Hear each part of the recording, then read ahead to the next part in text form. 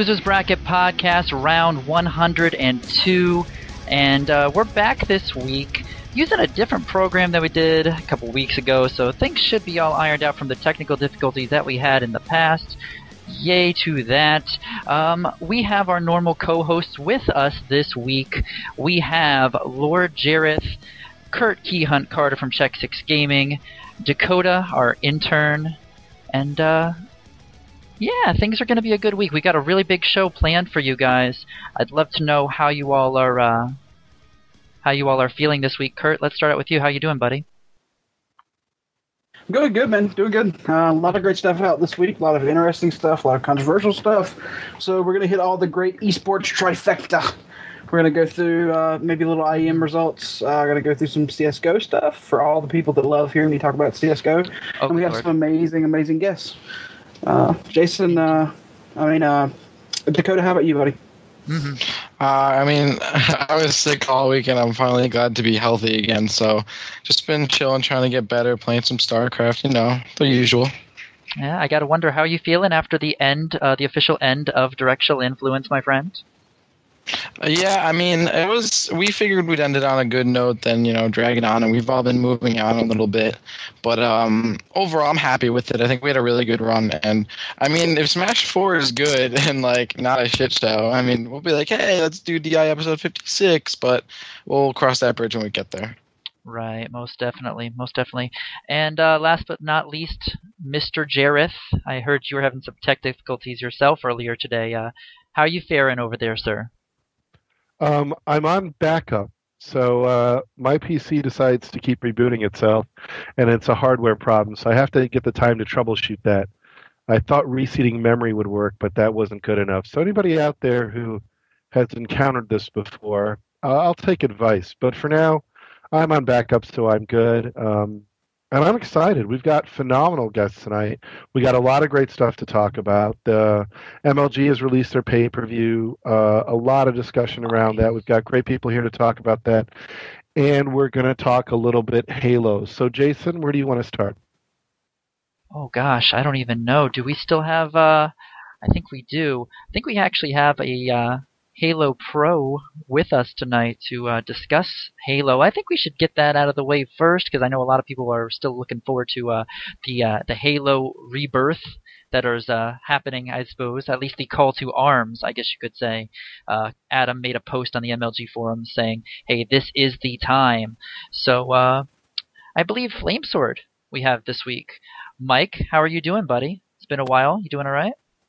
Yeah, doing awesome. Just getting pretty much my schoolwork back on track since I've been gone for the past 2 semesters. Gaming now that MLG has finally announced that they are going to be using Halo at Columbus, which I think was a great move just because Columbus is one of the biggest events for Halo, and I think that's really the event where it shines.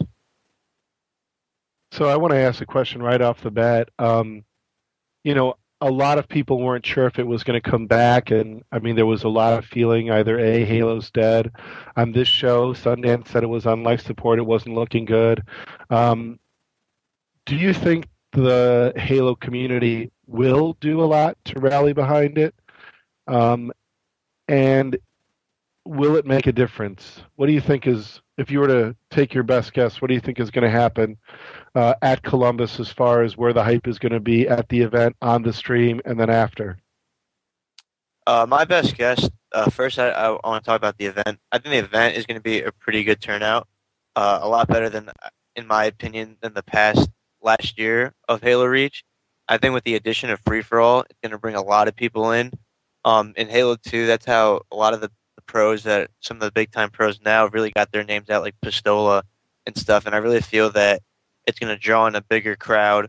I've been playing with a couple of Call of Duty players, and there's going to be, I know that there will be a few Call of Duty players just going just to attend for free-for-alls and maybe even for fours. So I think the event's going to turn out pretty good. The free-for-all is definitely going to, I think, help it keep alive. As far as viewership online, I think it's going to be pretty tough. I definitely see it increasing more than it was last year, just because when I stream, I've already gotten more viewers than I would have last year when there was Bloom and Sprint. I feel like the game is a lot more enjoyable to watch now. If Bungie came out with the game right away with no bloom. I feel that this Halo could have been better than Halo 3 with all their numbers, even without the ranking playlist, but that's completely just a different story. Well, I think that there's a lot of people who I think myself, I've said on the show, it didn't feel like Halo was the first choice. It felt like MLG was really eyeing Call of Duty, but didn't look like Infinity Ward was going to play well, at least in the time frame they required. And I think Adam was sincere when him and a lot of people at MLG who love Halo would love to see it continue to do well. What do you think the pro community feels as far as where they're at right now? I know some were getting ready to quit, some were fighting. Where do you think the pro community is right now? I think we're pretty much right where Adam is. Adam definitely, all his tweets, definitely show that he really wants Halo to turn out better than what it has in the past year. And I feel many pros are there. Everyone's really trying to now build like a content online. The Halo Council is trying to get as many players, pros to throw in videos and stuff. And I feel like we're gonna go the extra mile for this event just to show that we are alive. We do want to bring it back to where it was like in the Halo 2, Halo 3 days, where Halo was definitely at its finest, and show that not all of us are gone and that we can continue growing. I also feel that since Killer KC also announced finally that 343 is going to be cooperating with giving us all the maps where we should be able to play any map at the event now, so that's going to be huge as well. Well, I know you've got a scrim, and we started late, so I don't want to hold you up too long. I'm going to give you one final question there, Mike, and what I really want to know is a lot of teams have made changes. It was a long off season. A lot of people are talking ambush. Give us a little bit of your top 4 picks, and don't be shy. You can talk about your team there too. So I want to know what you're seeing as the top 4 teams to look for, really doing well in Columbus. My top 4 picks right now would definitely have to be Instinct, just because they just won the last national championship, and they're definitely a team to reckon. Once they put on their good practice schedule, they're definitely the team to beat. Ambush is definitely good. That's a whole completely new roster put together, and that team seems to be working really well together, so they're definitely going to be a top contender. For 3 and 4, I'd say by the time the event comes around, Status Quo should be there. This is a completely new team with Assault leaving the team and us now picking up Ellenlight, Ace's brother. I feel it's a team that is slowly progressing, but progressing well, and it seems that my entire team now has some new attitudes, which makes practice for a lot better as well. For the 4th team, I'd probably have to give it to Warriors. They took 2nd at Nationals, and so they're now a team for 3 events in a row. So they just have that natural chemistry above all the other teams to just continue playing better and becoming a better team. Awesome. Well, those are definitely going to be the teams to watch. I want to give you one. I know we have an FFA on Friday, and I know you've got to head out. Any shout-outs and any players that you think are going to have a breakout performance here in Columbus?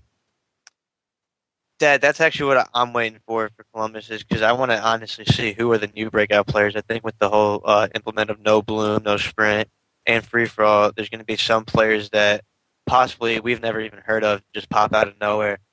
My eye is really on, Formal and Blaze. They were 2 amazing players during the Bloom last year, and I want to really see how they progress to this year. And I think they're going to be 2 players to watch out for. All right, there you have it. Okay. I want to thank you guys for bringing me on the show. I'm sorry that I can't be on as long as I was last time because of playing and stuff. But it was thanks for having me on. Get you on more often because it's especially with the way Halo is going right now.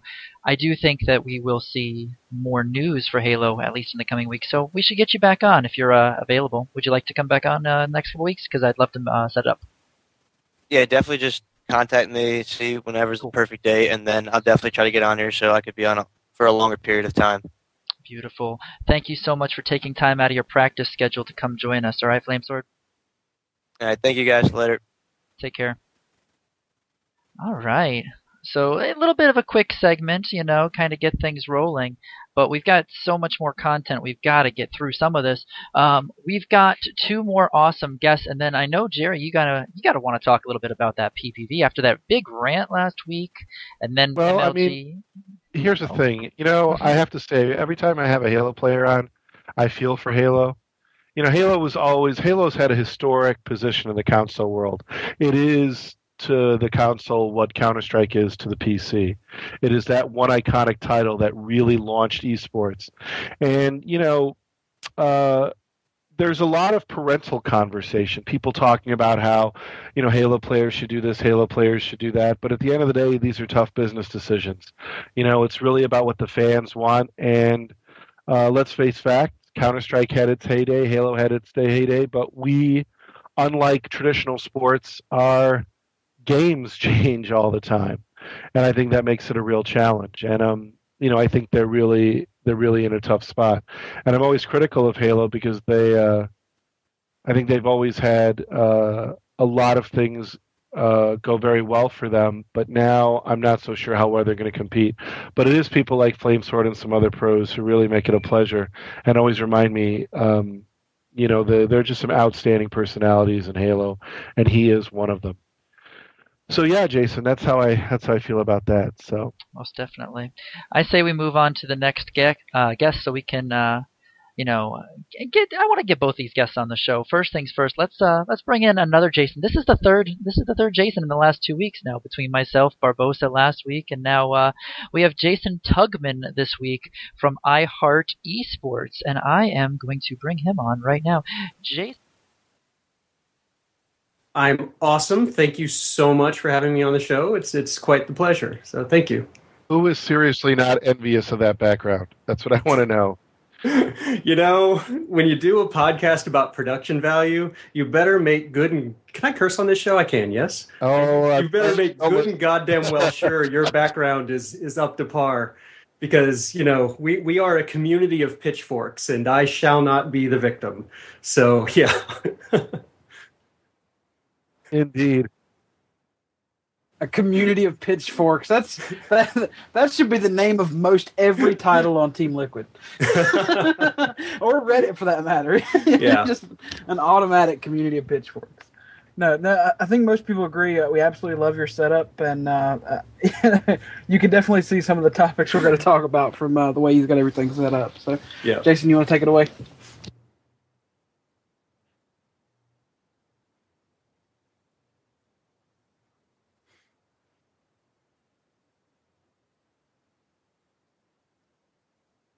Sure. So again, my name is Jason Tugman. Not quite too difficult to find at Jason Tugman, Tugman, on Twitter.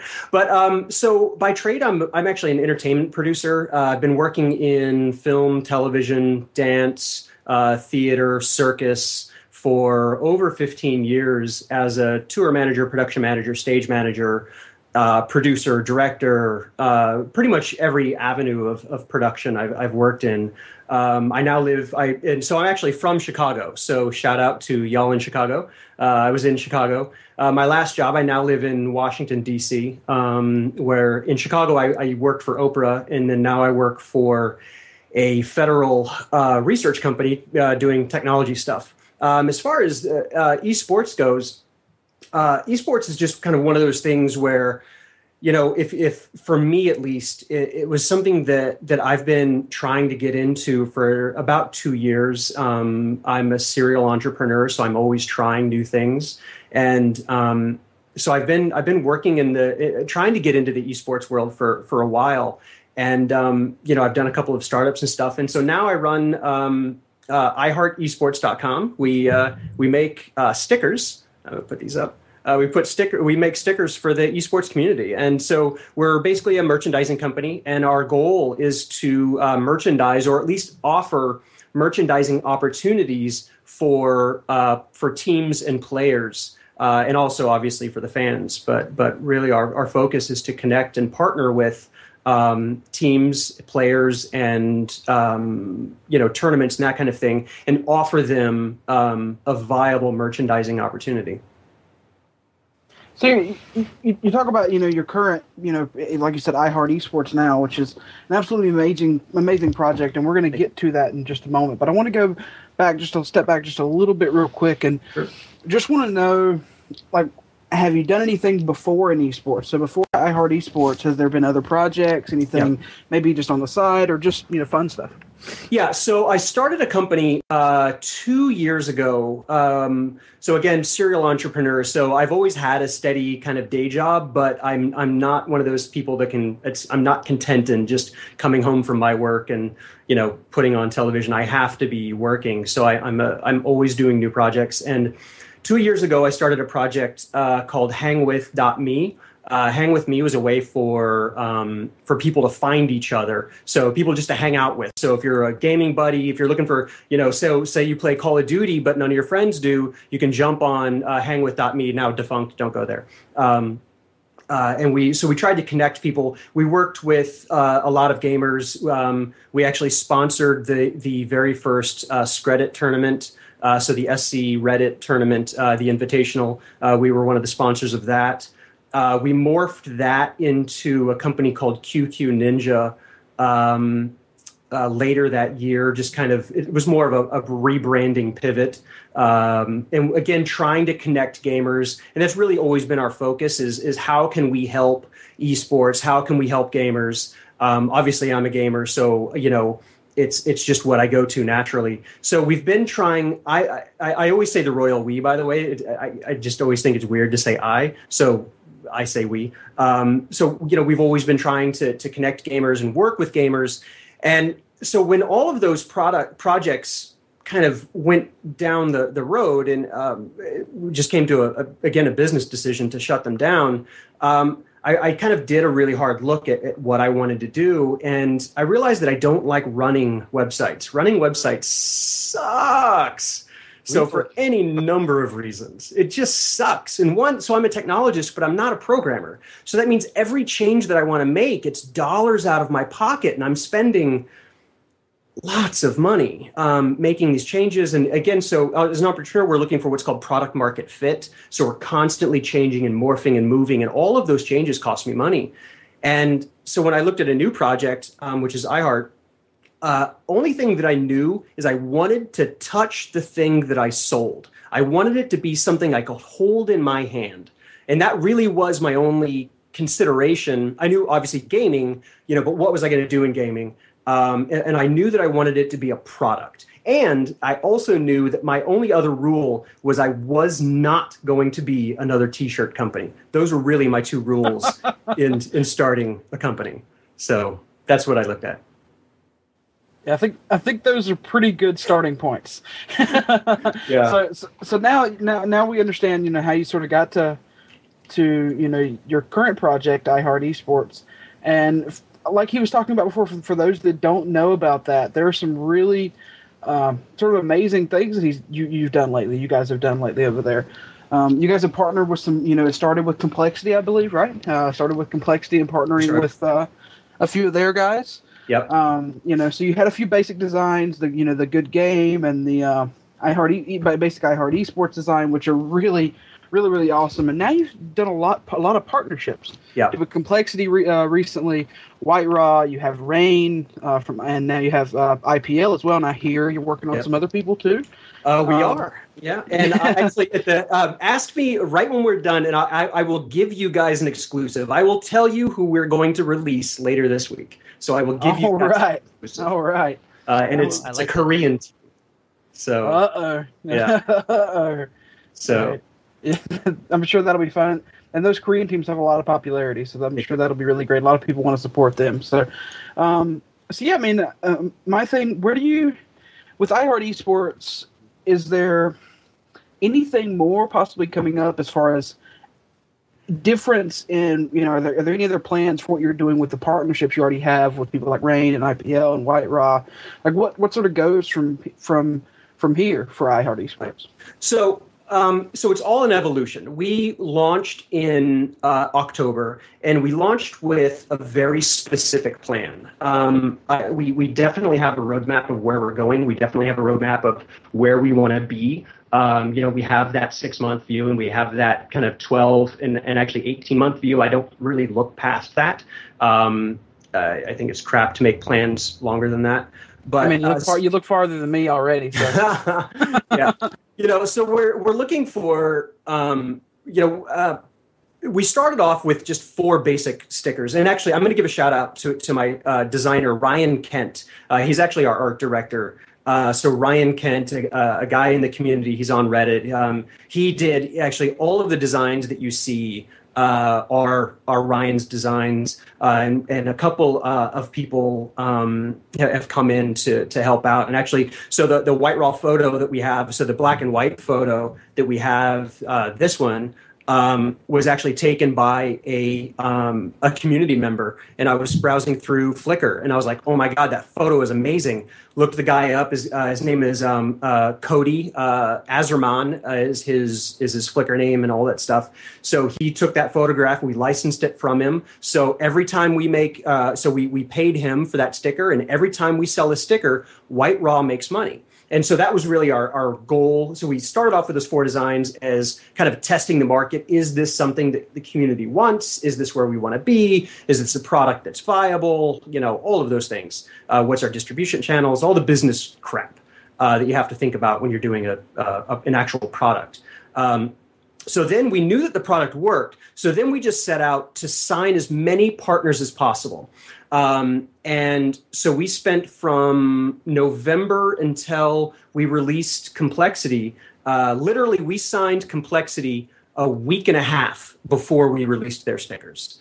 So we're a company that's moving very quick, and we're moving very quick just because that is what the market is allowing us to do, which is awesome. Our sales are really strong, and we're able to kind of keep funding our projects. So where we're going in the future, I can't really say, but I will say that specifically the IPL thing is we're looking at it as a potential strategic partnership.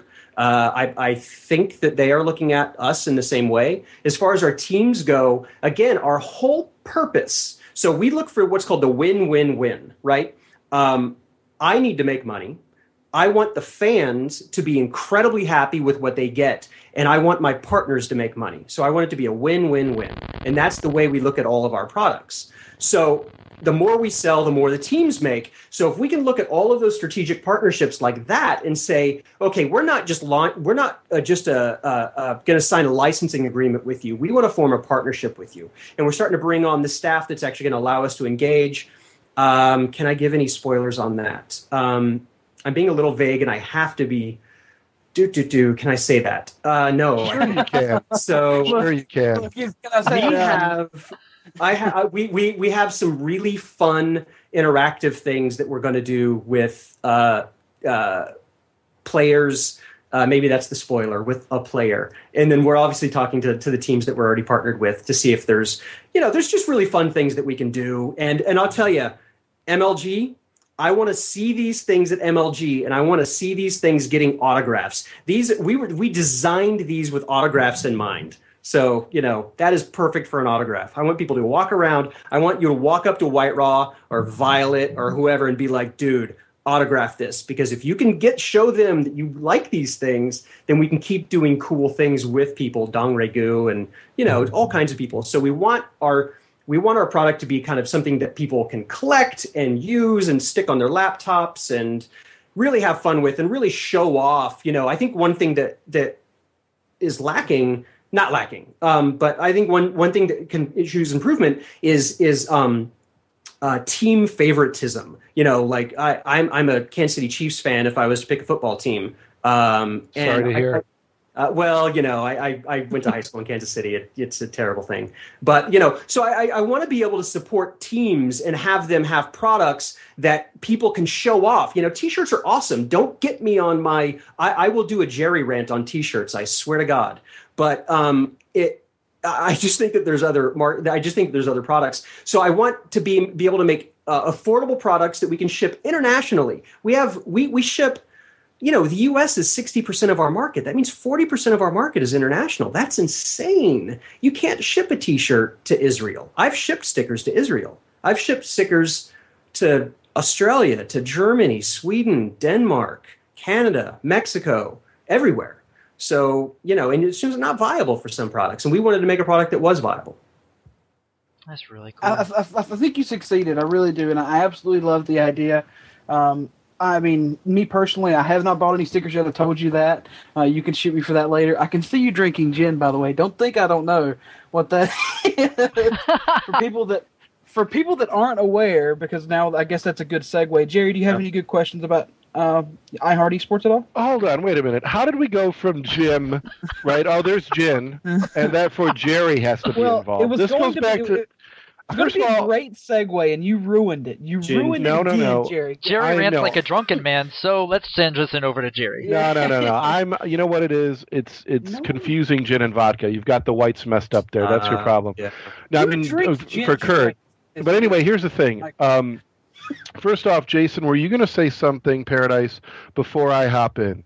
Please, no, go ahead. Thanks. What I was going to say is, one, when Kurt first approached me to have you come on the show, I thought, let me go look at the website. And I was like, this is what we need. So this gets a high check mark for me as things we need. I do believe, obviously, VV Gaming, we're community-based. Our fans buy it is sometimes said there are more VVV shirts than MLG shirts at an MLG event. And that's because of the kind of community we have, right? I mean, it is that kind of place. And when I see entrepreneurs coming into the space, a lot of them come from different backgrounds. A lot of them come from they have different goals. What I like about yours is, one, I think you're right. There is something important about the tactile experience. Mm-hmm. Like I had, for example, some of our Canadian StarCraft fans came down and they brought a Canadian flag and they ran around to all the Canadian players and had them sign the flag. That's cool. Right? And that's a shout out to all, to what I call our Quebec contingency. We've got about 4 or 5 players around the Montreal area. They came down, Preen and Rumor and Wakai and all of them. And, there is that kind of fan base. And I think we need to continue to give them the ability to connect, and I think what you're saying about, if someone throws a White Raw sticker on their laptop and they're at college and someone else sees that and says, hey, that's White Raw, all of a sudden you have the possibility of making a friend. That's the way the world works. That's how we socialize as people. And I think that's a really fantastic idea. And I'm probably going to hit you up and say, hey, we should talk about what you can do for VV Gaming, because I think we're a perfect community for that kind of product. The other thing that I think is important, and Kurt, I know we've got MrBitter coming on, and I want to start this a little bit. What's the price of the product, Jason? Like right now, if I'm a fan, what will it cost me? And does it matter what team it is? Are they all priced the same? Just to get a vague idea. They are. We do try and keep the prices the same. So Rain was released with 5 stickers. Complexity was 4. The team that we're getting ready to announce here at the end of the show is actually going to be 12.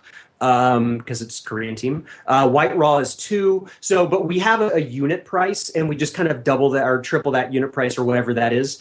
So, for example, the White Raw stickers, I believe, are $2.25. I think. Forgive me if I'm wrong on that. So we're actually in the we're actually in the phase right now where we're and actually so I'm going to spoil, if you ask me about the MLG thing, I'm actually going to spoil this and say that, again, I'm deeply in the startup community, and it is harder to raise your price than it is to lower your price. Amen. So I started with Complexity with a high price. I believe that the retail on that was $8.95 for 4 stickers.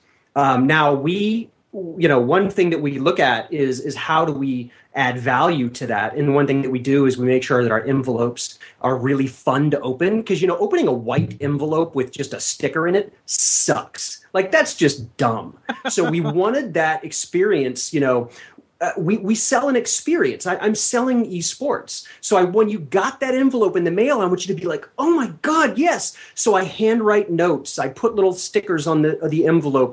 The envelope is, we purposely picked that envelope and what the color of it and the shape of it and what that label looks like. All of that is very purposeful because I want my product to be fun. If it's not fun, who fucking cares if I got a sticker? Who cares? That is so if I'm going to charge you, if I'm going to charge you $2.25 for 2 stickers, I have to make that worth your while. And that's what we try and do. So. You know what this reminds me of? This is going to sound like the silliest analogy in the world, but it almost brings me back to childhood, opening up Pokemon packs, like the cards of Pokemon. Like how fun that was to open it up. That's exactly what I immediately think of. That's awesome. Yeah, I couldn't agree more, Jason. I absolutely love the fact that you talked about that. It shows to me you're not just one of the people that said, look, either A, I'm looking to make money, or B, I'm just looking to do something in esports. So I'm just going to do this. I'm going to do stickers. Yeah. You're not that guy. You actually put a lot of thought into this, which is really, really amazing. Thank you. I applaud you for it. You also, you're big on Reddit. You're a big guy on Reddit. Reddit absolutely loves you guys. You guys give extra stickers out every once in a while. Always. Every envelope gets stickers. Everybody that orders. Yeah, that's awesome. And I still remember the very first thing I ever ordered from eSports. It was the original Gotfrag eSports magazine. I got it, and I'm just so giddy, because it's not every day you get something that is so particular about your passion and is so, especially at that point in time, so niche. So, yeah, I think it's an amazing idea. I think we're going to move on from iHearteSports, Jerry, unless you had anything else about it. No. You don't mind staying around, do you? No, that'd be great. Thank you. Awesome. I'm glad you're going to stay, because why don't we go to our next guest? Well, we still have to cover the production blog just a little bit. Let's get everybody in together later on. So, it'll be fine. Of course. Let's introduce MrBitter, and then we can bring in everybody, and we can have a nice big old discussion. Yeah, so sounds good to me. Yeah, most definitely. So let me switch this back over for a second so I can start setting up a shot that has MrBitter actually in it. But while I'm doing that, Ben, thank you so much. I know it's got to be late over in your part of the world right now, but MrBitter is joining us this week, and if you don't know who he is, he'll tell you here in a second. But Ben, thank you so much for taking some time out and joining the Losers Bracket this week, my man. Thank you for having me. It is. It's actually not late at all here in Europe. It's quite early. Oh, it's the opposite. There we go. See, look at me. Good job. Yeah, it's about 4:05 a.m. Oh, that's. Where in Europe are you, if you don't mind me asking? I'm in Cologne, Germany. What brings you to Germany? I work in Germany. I work for the ESL. Well, I was asking that question because, remember, a vast majority of our audience may not know what he does. So you would give me that laugh. So tell everyone what you do for ESL.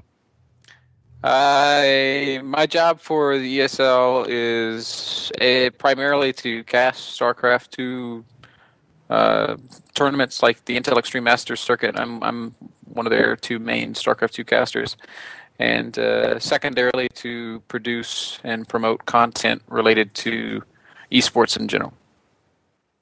There you go. So for those who don't know him, in the StarCraft world on the international scene, one could argue he is a pretty big deal. And rather popular with the fans, I may add. No, I hate it when people say that stuff. Why? It's because, true.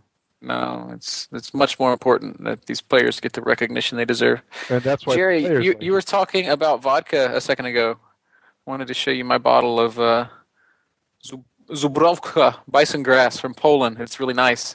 It's funny. If you haven't tried this stuff, it's delicious. I have to recommend a Slovakian. You and Farmac, your vodka. Man. I got to recommend a Slovakian vodka to you called Double Cross if you get a chance. It's really good. So Double Cross is my vodka of choice. I only recently started drinking vodka. I never liked it before, and then Carmack turned me on to some of this Polish vodka, and it's really, really nice. Good. Well, isn't this just an alcoholic show? Good. I don't feel so out of place here with my Black Russians that I sip here. So let's get started, Jason. I'm going to turn it back over to you to sort of set up what we're going to talk about next, because I'm starting to get little tweets about what I'm going to say, and I want to keep it mellow. I want to keep it mellow right now. Okay, yay, and there, look at that. It was right on time that you did that as I finished up that shot. Well, before I do this, one thing first, I just got to get a quick shout out real quick to Jason Barbosa, who actually helped me learn this new program that we're using this week called Wirecast. So thank you to Captain Barbosa if you are listening right now. Big thumbs up to you. Thank you so much. But Ben, so we're talking, you are, of course, StarCraft 2 commentator and, used to be a player a little bit back in the day. And nowadays, though, we've got this big new thing that MLG is doing called the Arena that they'll be starting up in the, next week, I believe, is the next one, right? The first one, I should say. And the Winter Arena starts at the end of the month, I think. End of the month? 10 days. 10 days. Not 10 this days, upcoming next week. weekend, but the weekend afterward. Yep. Cool. Same weekend as Assembly. Indeed, and that's another You big get thing. that in there, Ben. There we go. Most definitely. So we just had this big announcement from MLG yesterday that the Arena will be going PPV, pay-per-view, which Jerry had a big rant on last week on the show. Caused quite a bit of controversy, and I'm sure we'll get to that in just a second. But before we do, I'd actually really like to hear your thoughts. I mean, you made a very, very insightful post over on Team Liquid, and just share a little bit about your thoughts, because I'd love to hear what someone on the inside thinks. Okay. Well, I mean, I don't know if I'm necessarily on the inside. Maybe a little bit more so than some people, but But I mean, like, as a caster, Yeah. There's this misconception in the community that we put together these events and we make money off of them. We really don't. I think I might actually get myself in trouble here, but I really think the only offline event that's made money in recent years is the DreamHacks, and that's because of the big LAN that they host there alongside it. Tournaments themselves are extremely expensive to run because you have to pay for so much. You have to pay for your staff to run it, your talent that sitting on the stage presenting it is often, especially in today's environment, fairly expensive. There's travel, there's hotel, you've got to feed people. And this all comes before you even factor in the cost of running your streams, paying for bandwidth, and coming up with a respectable prize pool. Tournaments are very, very expensive, and it's important for the if esports is going to sustain itself. If these tournaments are going to stick around, they have to be able to make some money or at least break even. And I think to date, nobody's really done that. I'd have to agree. Go ahead. Since we have Jason here also, Jason, and we've kept you around, let's get your thoughts on this pay-per-view. As an entrepreneur coming into this space, what are your thoughts? And I mean, obviously you're an esports fan as well, and I don't want to make it sound like you're new to the scene, but you definitely are bringing a new product, and there's, what is, I think, a significant shift happening, and I want to get your thoughts. Mm-hmm. So I think it's a good move for several reasons. One, it's a new product. So MLG, this is this is a new tournament for them. It's not their final. If this was their finals, that kind of thing, I think I would take huge exception to that, kind of dropping that, because that's when we can start talking about some of the gold issues and all of that stuff. But if you're going to try something, I think now is the time to try it. I heard earlier on, I think, State of the Game or Live on 3 or whatever it was. Sorry, sorry, I just lost that train of thought. But anyway, sorry. But crap, I totally lost that train of thought, and that sucks. Take your time. Take your time. No, you know what? Let's. But since you said that, I want to hop in with something. Because it's obviously you're leaning toward it's really a good idea to start to monetize this. So, right. So you got your train of thought back. So yeah, okay. So Sundance said a while ago that he doesn't mind being the bad guy, and he said he's quoted in saying, "If I have to be the bad guy, that's fine." So let's let him be the bad guy in this. And so the train of thought is we're learning a lot from this. So every other tournament is watching this. Every other tournament is saying, oh, oh, is this going to work? Why is it $20? That's what I've heard over and over and over again. And it's $20, actually. Obviously I don't know, but if it was $9 this time and it worked really well, and then next time they did it for real and it was $15 or $20, you think the pitchforks are bad now? Try getting a product that's out there already and then raising the price for that. It would be over. Yeah. Like you guys already touched on that point already. They're really smart to come in at 20 because now when everybody gets pissed, they can be like, "Hey, guess what? Now it's 10," and they just doubled their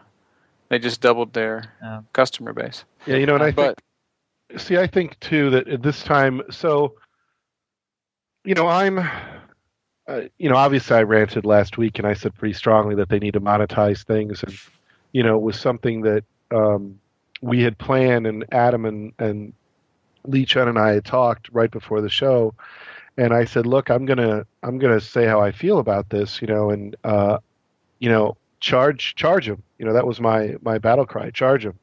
And I was very sort of explosive last week, and I wanted to really get everyone's attention and get a dialogue started. And for better or worse, I have pretty thick armor, and I watched very closely discussion on Team Liquid, what was being discussed in the Halo community. And I don't know if anybody here follows politics, but politics. I live in DC. There you go, right? But I mean, the argument in politics are always so banal. They're like really stupid, right? Like, don't raise taxes, or like there's always these like really simple things, right? And people need to take sides, right? I mean, even over the dumbest issues, people take sides, right? Like someone who doesn't care about something will still vocally express an opinion about something when it doesn't involve them, right? So I see a lot of this as a political engagement. I really do. I think, you have a lot of people, and your price points, I want to make sure don't get lost. I think they are brilliant to come in at $20. I think that was the right price. I think it's sustainable, in fact. I mean, they can give discounts and they can cut people some slack, but I think MLG has, if you look at everybody at MLG, they kind of have grown up in esports, and esports people tend to get very dramatic over what everybody says. Whereas I tend to be like, I don't care if you like me. Like, I don't know what all this like drama is over like, oh my God, all these people said bad things about me. If this is going to be a business, we have to take that ego and that personality out of it. What's the bottom line? Right? And on top of it, go ahead. I don't know. I mean, Jerry, like, I'm all for asking people to pay, and I applaud MLG for doing what they're doing. I don't know if it's sustainable at 20. It basically, in my opinion, comes down to the show they put on when they run their first arena. If there's issues like they had at Dallas last year, then it'll never work. They've really got to put on the show of their lives. I honestly don't think that and I love MLG. I think they're probably they put on one of the best shows in the business. But I don't know that they've put on a show yet that's worth that kind of money. And it's not that $20 is a lot. It's just that it's a lot in our climate, in our industry. And we're already clamoring about kind of the lack of content at some of these events. I mean, Slasher on Twitter today said, if they have any technical issues whatsoever, and they're charging their customers $20, they are just going to get murdered. So I don't know who the tech director is for MLG in that event, but man, his pucker hole has to be tight as hell, because he has no margin of error. And here's what I worry about: it's not necessarily more the technical problems, because technical problems, if they're few and far between, I think can be held off. I think no. Small technical problems, not MLG Dallas problems. No, hold on, Kurt. I got to cut off on that because I agree with Mr. Bitters here. There are all these people sitting around waiting for MLG to fail. Let us not lie about that. Let's be honest. For all these. Going to start. My point is more. As soon as there's the technical problem, there's going to be 900 pages on a Team Liquid thread, a shitty fucking commentary about, see, I told you it was a waste of money. I told you they'd fuck up. Heaven forbid there's a power outage or fucking some unearthly disaster. It'll be dead on arrival, and there'll be no leeway And honestly, I can't think of a single industry, I really can't, that is such a bunch of immature wolves as this crap right here. I'm going to be straight up honest with you. These motherfuckers, you know what? I really love when people come together to solve problems. It's what I do for my life. It's what I love. And there are going to be problems. And the goal is the show goes on and you do the best you can. And by the way, no offense, MLG cannot afford the same kind of people. Say, the magazine company I work for does, and we throw out a chief learning officer symposium. They don't have the backers or the sponsors we do. They don't have corporate America putting in people with higher educated degrees, producing content and coming in and doing presentations, right? They don't get that opportunity. So when you have a workforce, and let's face facts, MLG's workforce is drawn from basically a limited skilled workforce. When you look, these are people who are generally self-taught. There is no esports degree. I'm just being honest here. At the end of the day, right, the fact that they put off such a great show when their human capital workforce has what I consider to be limited skill sets in many ways, right? And I can see it now. Someone's going to twist that whole thing to be something else, but so be it. Yeah. Fuck you, Gary. You just called me dumb. I think, but I'm telling you, Kurt, they will. Of course they will. I didn't mean if there is a fucking bad camera shot, someone's going to be sitting there going, I should only spend, and it'll just keep going down. $10, $7, $5, because that's what they're going to do. And I think at the end of the day, right, why? And we'll get to that later. But go ahead, Kurt. I just want to say that whatever you're going to say about people being forgiving of technical stuff, it's got to come after MLG gives them a lot of good stuff, right? Like maybe Saturday evening after a great Friday and an amazing Saturday, an hour or two is not going to hurt. I would just like to note that IPL took a huge technical problem and made it something that was actually a benefit of them. Yeah, but can MLG do that? Will MLG do that? But you're not paying for that, Kurt. Yeah, that's free. Right. But that's exactly what I'm saying. And charge them for it. But let's see some unique content here. Let's not see the exact same content we're seeing at every event. 20 hours of gameplay of the top 32 best players is fantastic. But we're going to see the exact same thing an event from now, a month from now, a few weeks from now. Or we'll see the exact same thing at Aces ROG on the exact same day as Winter Arena.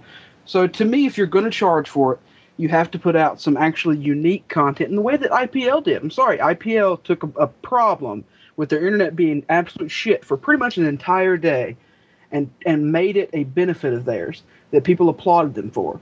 Okay. I hope MLG can the point. I think I agree that it was free, and now we're talking about a paid stream, and I think there's all this pressure on MLG to get it perfect. Yeah, there's definitely pressure. I also think Alex Garfield made a great point in his post that at a lower price point, MLG is going to hit a larger enough portion of its audience to justify the lower price point. Like at $20 a ticket, they're going to sell 100 tickets, whereas at $10 they're going to sell 500.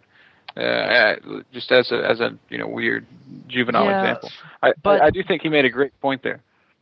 The thing with that is, though, if they're going to do that, it's better to get all the kinks ironed out now, isn't it? And then drop it and have people then say, oh, now I will throw money in for this. No, they've got the issues out of the way. There just can't be kinks, is what I'm saying.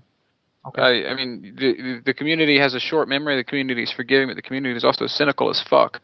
And and when you take something that they love as much as MLG, and then you say, okay, now you have to pay for this. You can't have your cake and eat it too.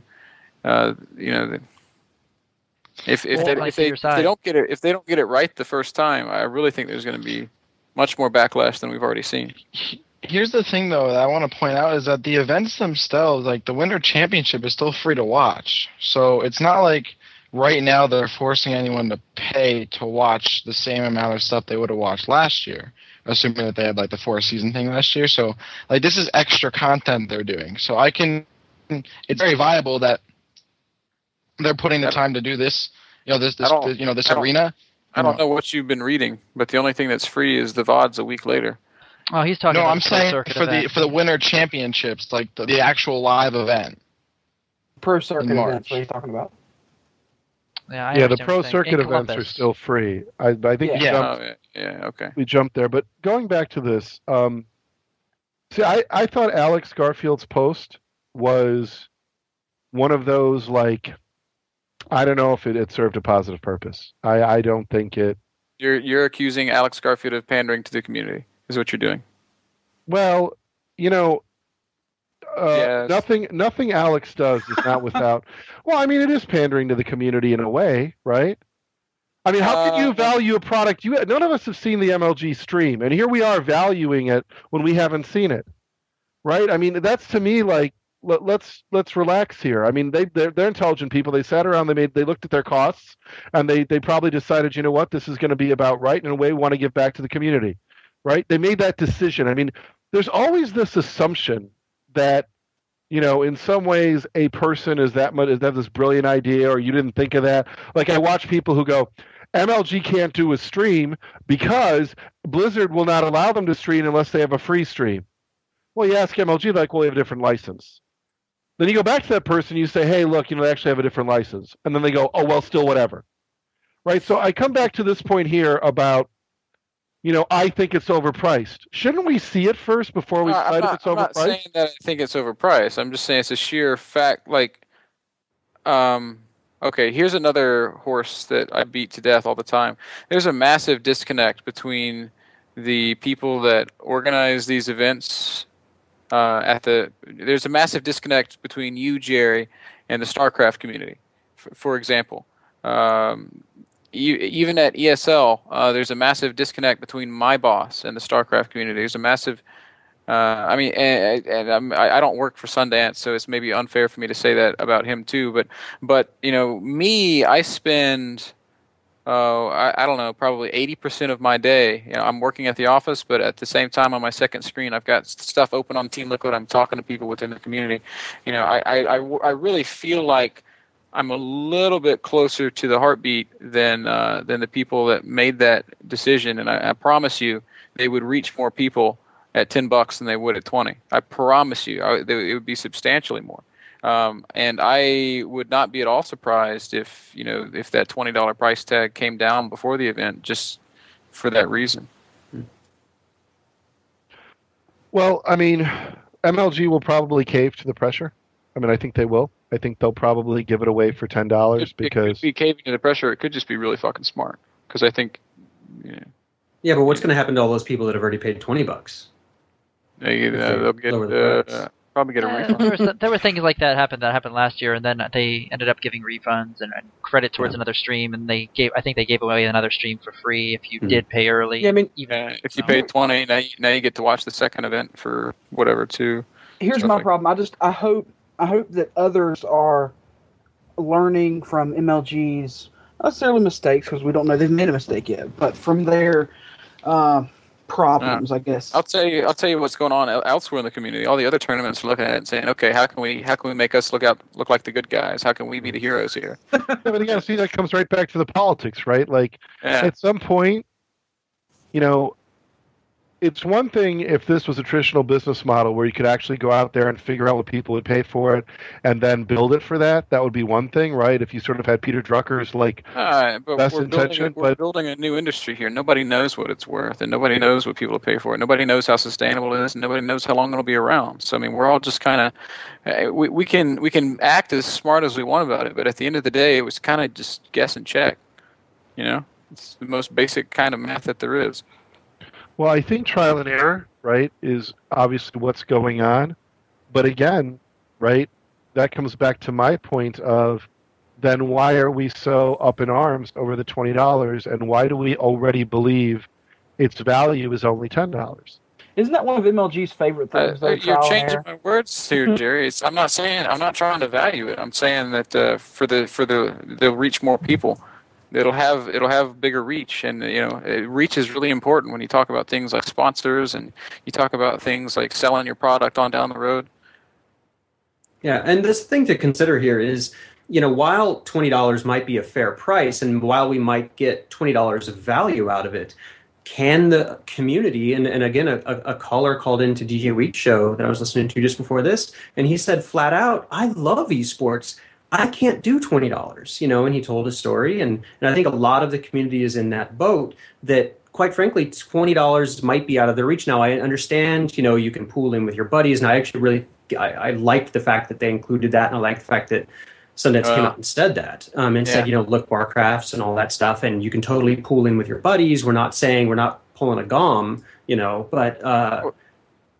That's actually another really interesting point, Jason, because like what was kind of happening as a side effect is this is such a good thing for the bar crafts around the country and around the world, because it's like it gives you more incentive to go out there. Absolutely, and that's kind I think that's an unfortunate benefit of this situation. But yes, I totally agree. It's actually so cool because a bar craft is so much more marketable than a StarCraft event.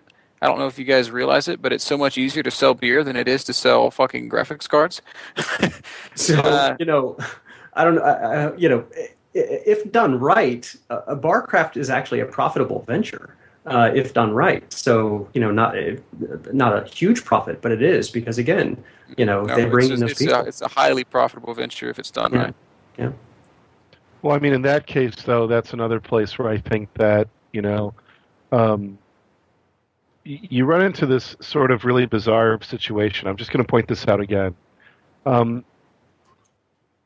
You and this is going to go around in circle, but I'm dug in on this one. I don't buy this $20 argument because let's take the Barcraft example. It costs way more to go to a Barcraft than $20. I'm going to tell you that right now. Yes. And so the idea that, oh my God, the community can't afford $20, but they can afford to go to a Barcraft. See, I got to call bullshit on that. I'm just going to be honest. Like, this is all pandering to the noise. And pander away, right? Pander as much as everybody wants. You're welcome to pander. And I get that there are people inside the StarCraft community that want to be sort of cavalier about it. You need to reduce the price. DJ Wheat bringing on somebody who's too poor to pay $20 but can pay $10, that's pandering to me. Whether we all see it that way or not, I'm sure I'm going to see Scoots is going to be mad. Whatever the case be, I mean it sincerely. And I just disagree, Jerry. I know you do, and that you're welcome to disagree.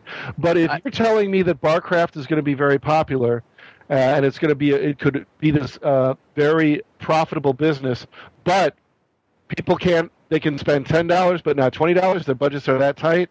I'm not saying can or can't, man. It's like what's another example that I can come up with? I'm just looking around my room for something cheap that I could sell. Why you're thinking of a point about reach? I get that, but if it's a phenomenal product, right, and people are watching Twitter and they're seeing, oh my God, I really want to watch that game, right?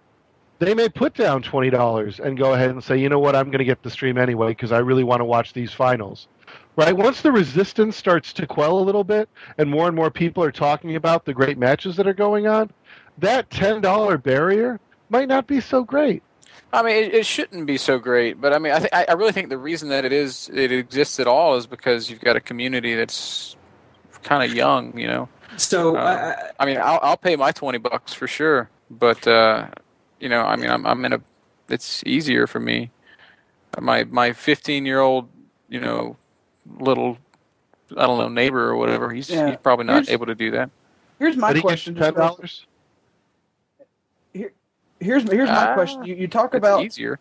You talk about how $10 would reach a wider audience, and I think most would agree with that. I don't think there's really any disagreement there. Can we add one word to that? Can we add one word to that sentence? Yeah. We think $10. Yeah. So I mean, but that's what we think. So but what I'm curious is, do we think that $10 would reach a bigger audience because MLG's content is just not worth $20, or is it just the fact that people aren't willing to pay $20? Because to me at least, once again, and I'm not necessarily the people that they're trying to get, because I'm going to pay for any fucking thing. If it's got esports in the title, I'm probably going to buy it. But my thing is for me at least, if the content is worth it, I'm going to purchase it. And I feel like if people see very unique, interesting content, that people will pay a somewhat premium price for it, no matter how broke they are. I really believe. So what's some unique content that they can produce for us? I think some of the stuff IPL did was unique. I think some of the stuff that GSL did was unique. I think some of the stuff that NASL did was unique. What's an example of unique content? Okay, so IPL with the behind-the-scenes footage, with the live view cams, where they walked around the arena, sort of running into every random pro player there, every player that you usually don't see on the stream, and every player that you do see on the stream, and every manager that you usually don't see, and stuff like that. The NASL, the red carpet stuff, I think people really love that. The DreamHack with the quote-unquote the eSports couch, very unique content. IEM, I love the way they do their shots. They always do the shots of the winners, like directly after their reaction kind of thing. MLG never did that traditionally. All that stuff, I think, really adds up to produce a much, much better show that people would actually want to give $20 to. Very few of those things cost money, by the way.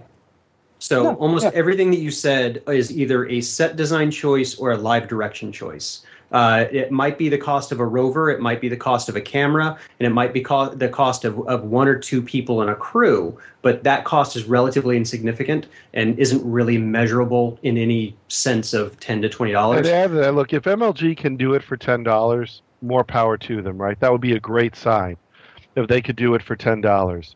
And the thing that I think is really complicated here is, no offense, but there's a reason that if I go to the store, I can buy a pair of Levi's for $40 versus a pair of diesel jeans that cost me over $100, right? There's a reason for that, right? And there's all this brand identity and things like that, and market reach and all these other things that go into the factor of a price of something and the image. Mm-hmm. When it comes to where we are, right, this right now, if we can't find a way to monetize it, I think we run into sort of a really difficult situation moving forward.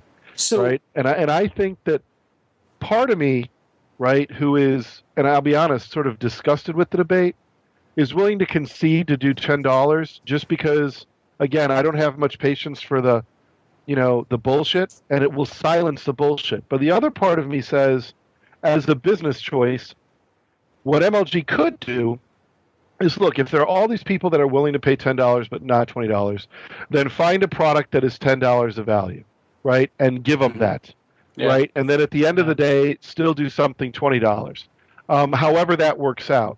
And if that silences the critics, right, if that finally stops this debate and they just do that, we might find after a year's worth of data that a lot of people started at the $10 price point, and because of the quality of product at $20, they all started coughing up the $20, and then we would stop having the stupid "my poor neighbor" and "oh my God, my fucking cancer-ridden uncle" and all this other bullshit. You do realize what the long-term effect of what you just said is, though.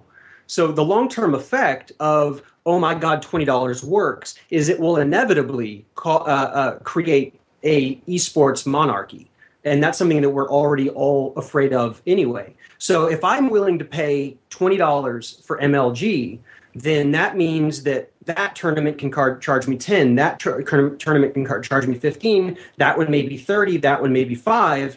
Now, we already have a hard time paying that $20, we think. So we have a hard time paying that. I'll be interested. I'm waiting for the numbers on that. But how many times a month can I pay that $20? And am I going to hold my $20 because I know MLG is I'm going to give it to MLG, and therefore another tournament is going to suffer. So the viewership on that tournament is actually going to go down. I think we need to be. There might be a long-term economic effect within the industry with a pricing structure like this. I don't think it's MLG's problem. I think they have their own. They have to look out for themselves. But I think economically, it's kind of an interesting argument to see if they do succeed in this, what are actually the long-term ramifications of something like that, purely from an economic perspective. Just because I'm curious, Jerry, what do you think? How long do you think MLG has actually been sort of contemplating this decision, as far as hard? I mean, I know they probably talked about it for years, but how long have they actually been solidly thinking about exactly what to do? Because me, I've suggested in the past that they tend to jump on a ship pretty quick without putting much thought into it sometimes. Well, I mean, I think... What do you think? I think you have to be careful with jumping. I think there's a difference between failing and failing fast and being impulsive. And it depends on which MLG you mean, MLG under Sundance or MLG under Bromberg. Those are two very different organizations, and I think we have to be careful that we don't lose sight of the being very different Major League Gaming organizations. I mean, under Bromberg, it was a very different feel, but I'm sure that this arena, right? Look, I think even to the casual fan, when IPL started doing what it was doing, which was small venues that nobody attended and people started watching it, it becomes evident that, hey, you know, we have the technology and we have the ability. Streaming is really going to be our moneymaker. But we've always known that. I mean, the model of professional sports is all about television, right? We don't necessarily need TV, but the internet being our television, that's where we're going to make our money. Now, in where we are right now, I think everybody wants it to be free. Like I can, if a game is on, I guess if I still got like rabbit ear antenna and the game's on a public channel, I can watch a game or I can listen to a game on a radio. But I mean, most of us, I do believe, at least those of us that are connected here, we have the internet, so we're able to look at games at least online. But I mean, we're very used to having that content for free. And, you know, that's great. And the truth of it is that MLG may go out of business. They may be ahead of their time, and we'll have another 50 articles by shitheads who believe they know everything telling us about why it failed and how, you know, they were fucked up from the beginning. And again, you know, I'm not so sure that this debate is, and I want to come back to Jason's point in a matter of fact, because I think it's one important. Does this mean every league now feels they can charge? Well, maybe it does. And maybe that means that there starts to be a real competition who puts on the best show. I mean, somebody's got to be the first. I mean, somebody has to do it. I mean, because nobody's making money right now. I agree. I mean, I think in terms of these event organizers, and I think that's another problem with this entire community is that people tend to be very unrealistic about what it costs to run an event and how much it is to even break even. Which, to be honest, even $20 stream, I'm not so sure they're gonna. Yeah, I'm not either. I applaud Sundance for taking the risk. I mean, what's the say? Or the difference between a successful businessman and a super successful businessman is, you know, how well that gamble worked out for him or something like that. But yeah, I applaud MLG for going in this direction. As much, I mean, I've been sitting here saying, hey, maybe $10 is better, but I think starting at 20 is something that works because they can work from that. If they get 20,000 subscriptions at $20, I think they'll probably be okay with that. I mean, wouldn't you? 400,000. To be totally fair, I mean, if they would that cover the cost of the event even? He said it was $100,000 just for travel. Exactly. If they do knock this out of the park and the $20 thing is a success and other leagues do decide, oh, okay, for our tournaments, we're going to start charging, that would almost be a kind of natural eSports quality control because tournaments would be forced to be better because if people wouldn't pay for them, then... But, like, the thing is, if they run such a great event, like if they run like say MLG does this and they run a great event and now they can like license players. They can like buy it. They can say, hey, evil geniuses, I'll pay you this much, but you can only play in my tournament. You can't play in something else. And that adds value to MLG. So right, like almost like the NFL players playing for the NFL. They're not going and playing over in other leagues because they're there. I mean that's just that's very clearly the direction they're trying to go. I mean I think. Well, my problem is they've been in that direction before. I'm not, Jared. Do you feel that? Do you think they're trying to go in that direction? Well, I mean, they've been there before, and it hasn't worked out great for them. I mean, here's the bottom line. I mean, I think we have to be honest that, you know, if we want to be a profitable industry, right? And I challenge you to look around at industries. I really do. I don't care what you choose, IT, social media, wherever you're looking. There is always big players, really big players that have a lot of money and suck up the best talent. Yeah. That's a fact. Whether you're Facebook or Google or you're Accenture or IBM, and I could go through the list. Whether you're McDonald's, believe it or not, phenomenally talented company, whether you like them or not. That's the way it goes. And I mean, at some level, would it be easier?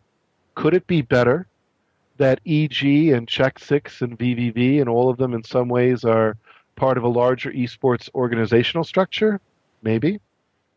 I mean, there are a lot of people who are very entrenched and passionate and committed to the brands they've built and the things they've done. And that kind of passion and entrenchment makes change and fear very easy to be there. And that's not to say the fear is not justified.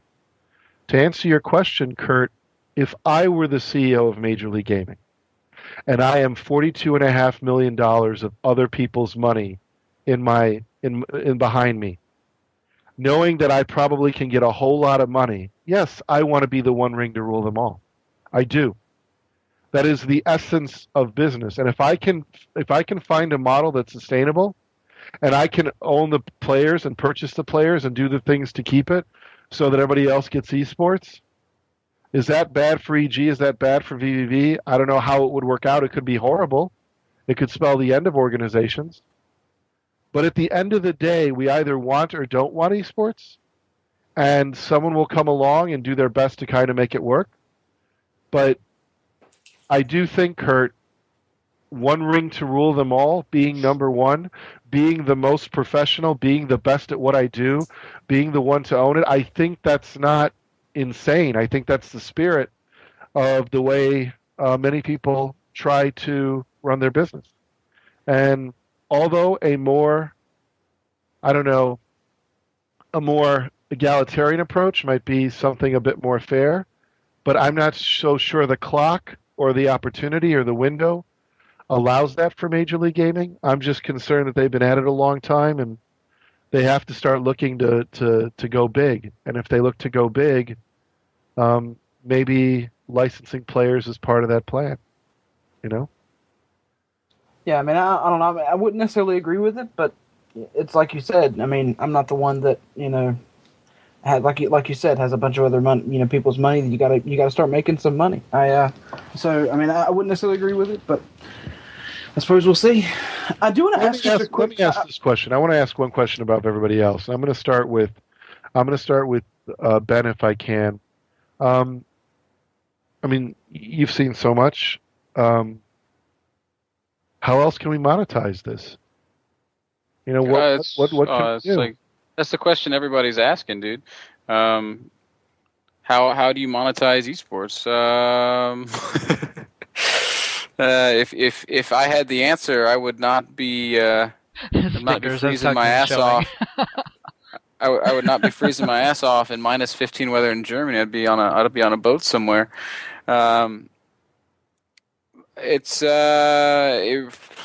Quite frankly, I kind of think we're still too small to really monetize. It's got to grow some more. And I think some people have to come and some people have to go, and some leagues will have to rise and fall, as has been the case for a couple of decades now. But I do think it's reaching a point just because of how technology has come along, and we've got the streaming capabilities now, and we've got like competitive esports is more accessible now than it's ever been, and you've got great games coming out every day that are drawing thousands and hundreds of thousands of players. It's if you really wanted my honest answer, I think the way that you monetize esports is by empowering the player more than we have. I think you have to make the player into a bit more of a figure. Like I think it's really cool when somebody comes up to me and says, "Hey, MrBitter, I love your casting. I'm a big fan." But it makes me much happier to see somebody walk up to Feast after he plays a really great game and say, "Hey, Feast, that was inspiring. I want to be as good as you," because that's how you kind of grow the industry. I think that's how you bring more people into it. You bring people into it that want to be a part of it. A kid can't grow up wanting to be Day 9. Day 9's fantastic, but there can only be one Day 9. But a kid can grow up wanting to be Huck or Idra or Cass or Beastie or Nesty, because that's just adding more competition to the mix. So I think by empowering the player, you grow the industry, and by growing the industry, you create more opportunities for monetization. And I think that way we all kind of grow up together and get bigger and go somewhere. I don't know. That's my. Well, Jason, hold on. I want to get everybody to talk because I might disagree with there can only be one day 9. But Jason, what do you think? I think that there are 2 points. So first of all, I will say that I'm not going to maybe hazard too much of a statement on this, just because I don't know that I've been around the industry long enough to make, what is the monetization. And obviously I'm personally trying to figure that out with my company.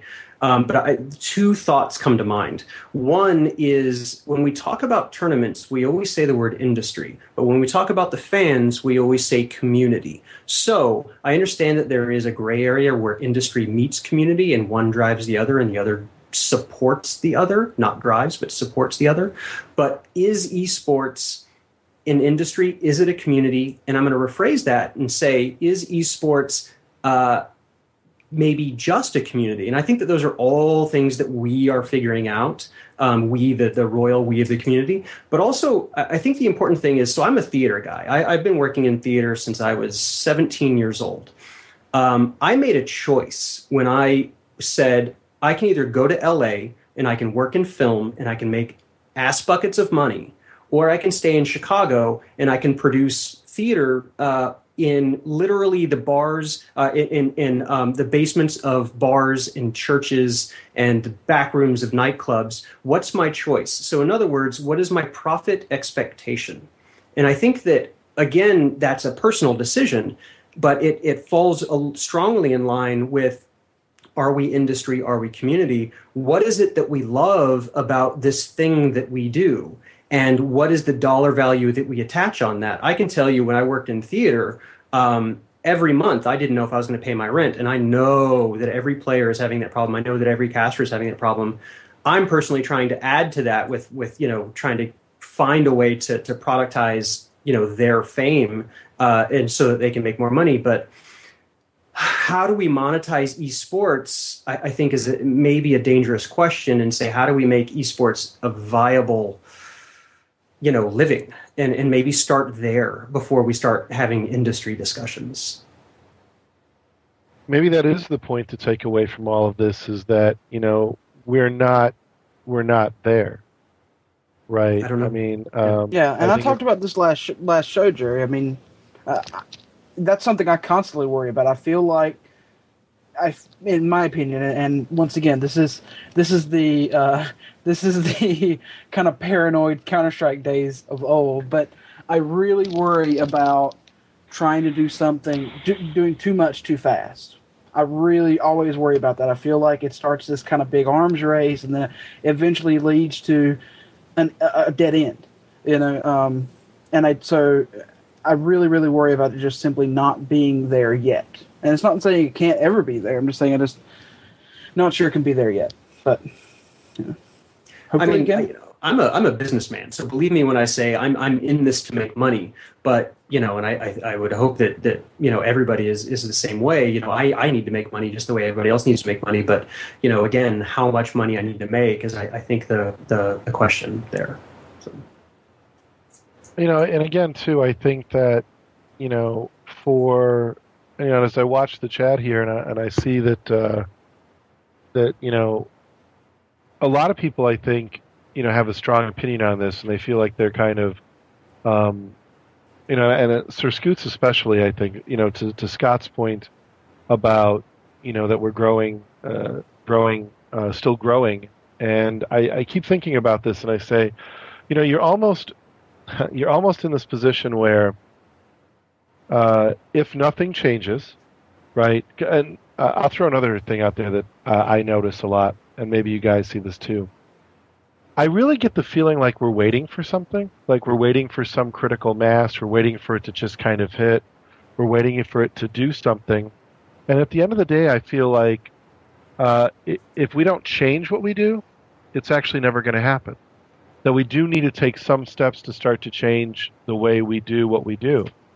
And, maybe at the end of the day, the community, and MrBitter is obviously closer than I am, may never want to pay for this, and maybe there is no industry here. Maybe it is supposed to be little events and little things, and the dream of there being this professional esports is not viable at the end of the day, right? That it is going to remain at the place of a hobby. I think in 2011 we were very optimistic, but again, is it just a matter of MLG going too soon? Do we just go at the $10 price point and leave it there? I think in a lot of ways, the debate itself is probably what frustrates me more than anything. Because if we didn't get hooked up, to me it's very nuanced. $20, $10, that kind of thing. And I feel like in a lot of ways, all eyes are on Major League Gaming, and we're going to find out. And if they are successful, I think 2012 is going to be a game-changing year.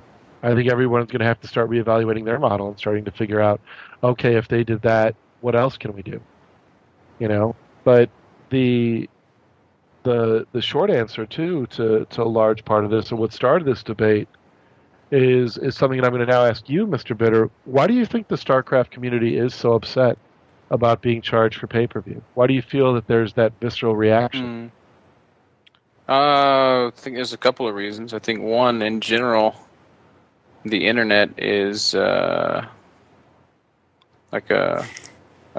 don't get like me. I'm kind of my personal beliefs are maybe not in line with your typical kid that's online downloading music and movies. But I think in general, there's this feeling of entitlement that comes with being online. There's the people want to they expect to get things for free. And the other thing is, in general, there's so much free content out there already. It's hard to justify paying for one event when there's how many other major events that are already free. You've got MLG is awesome and probably right now represents the best in the Forerunner scene, but you've also got DreamHack, you've also got IPL, you've also got NASL, who, I think NASL takes a lot of flack and deserves a little bit more credit than they've gotten. I don't think there's anybody else in the business who's managed to create day-to-day content that's always there. There's IEM here, of course, where I work. There's Assembly. And there's more that I'm forgetting. There's Shoutcraft. There's so much free content out there that it becomes really hard to justify paying for something unless it is a far and away superior product. So I don't know. Well, it's a lot of things. It's the culture of the internet. It's the market itself. Yeah, to change the subject a little bit, sort of lighten the subject, I did want to ask a sort of a final question about at least the Winter Arena stuff. I'm not sure if anybody has noticed, but Sundance has, openly said that there are a total of 7 arena events. Is that right, Jerry? 7 arena events. I think that's right. So I've read 7. Yeah, he's going to cancel the next 6, right? Yeah. So if that's true, where are the extra 2 coming from? Has anybody asked this question? Like extra 2 or extra 3, right?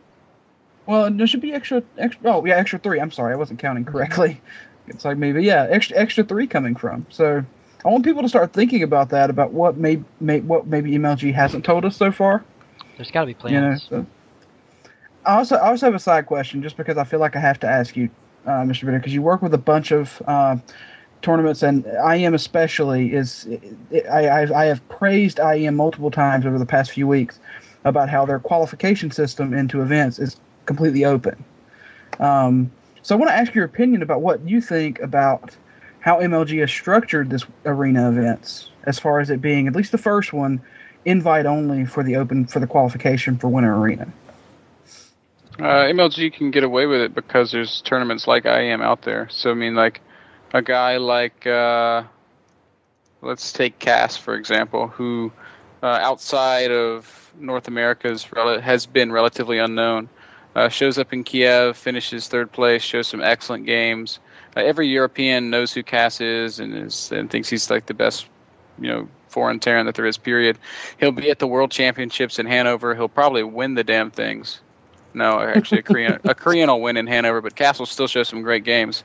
He'll get an invite the next time around, or he might have an invite this time. So as long as there's tournaments around that allow players to make a name for themselves, then MLG can get away with doing stuff like that. But the instant that you stop allowing new people to come into the scene, you actually kill the scene's ability to grow.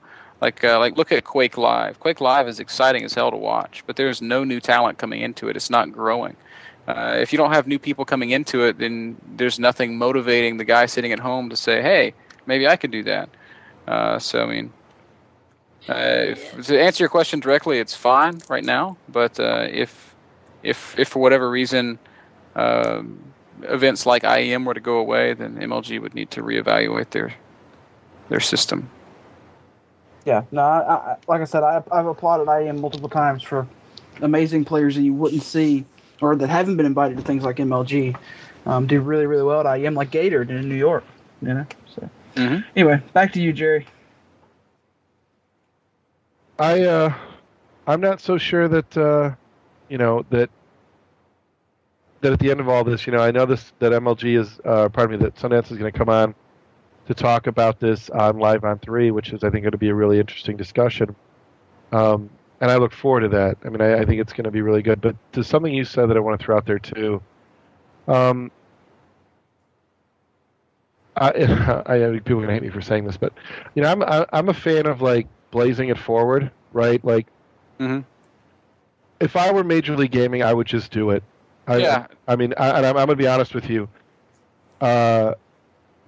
When we had Kim Ram on the show, the chief marketing officer from SealSeries, Kim said something about Grubby that really stuck with me, and it's about perspective. When they finally let Grubby go, they got all this hate mail, and it really bothered Kim Ram. He was like, I can't believe we supported Grubby all this time, and we made a business decision. They turned our back on us. Now, again, people are going to hate me for saying this, but I really do feel this way. Major League Gaming has basically been subsidizing players to play video games for well over 7 years. And now all of a sudden they want $20 for a pay-per-view stream for the most popular game in the history of esports, quote unquote. And we get this fucking discussion. And part of me goes, man, are you fucking shitting me? And for me personally, like my rant last week, I love gamers. I love what I do. I love VVV gaming. I love the spectacle that is esports, because I do feel it's a great spectacle. Every time I bring somebody new to an MLG event, they're so impressed with what gaming has become. All that is awesome. But I think we have to start to filter those voices out that, to me, are so short-sighted and narrow that really, this is what it's come down to. The product that MLG is going to give us, right? We've got the top players from around the world coming together to play StarCraft. They're flown into a studio. We're probably going to have a ton of extra content, and we're arguing about this. Why? We're not arguing. Everybody here agrees that they're making the right move. Right. There's some very vocal people out there in the community that are pissed off. And we're talking about $10 versus $20 and whatever else. But every person on this call, at least, people that are. I'm not talking about us. I'm talking about the people that are in this Team Liquid thread on the Halo. That's noise. That's noise. That's noise. But look at the Jason was just talking about industry versus community, but look at the people in the industry. I think everybody in the industry applauds MLG for taking the chance. I think everybody in the industry thinks, this something like this needs to happen in some capacity. Is this the right way? Is this the right number? Is this the right time? Who the fuck knows? But somebody's got to take a risk. Somebody's got to take a chance, and Sundance is the first guy to step up and say, "Fuck it, let's go for it." And for that, I say, hell yeah, I hope it works. Jerry, I'm glad it's not my ass on the line. Yeah, I guess my point is I listened to the interview with Kim Ram, and I was actually driving in my car when I was listening to it. First of all, wow, that guy is awesome. But the only thought that I deep respect for him. Only thought that I had when he said that, and how strongly and how emotionally he took all of that negative feedback. What I was yelling at my radio was, yes, you're getting hate mail, but do me a favor.